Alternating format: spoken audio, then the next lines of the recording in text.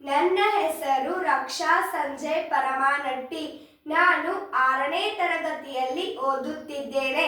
ಇವತ್ತು ಫೆಬ್ರವರಿ 28 ರಾಷ್ಟ್ರೀಯ ವಿಜ್ಞಾನ ದಿನ.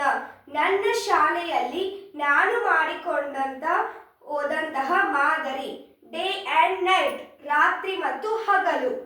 ಭೂಮಿಯು ತನ್ನ ಅಕ್ಷದ ಸುತ್ತ ಸುತ್ತುತ್ತಿರುವುದರಿಂದ ರಾತ್ರಿ ಮತ್ತು ಹಗಲು ಉಂಟಾಗುತ್ತದೆ.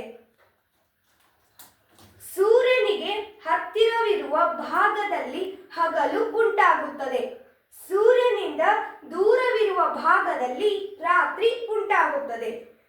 ಭೂಮಿಯ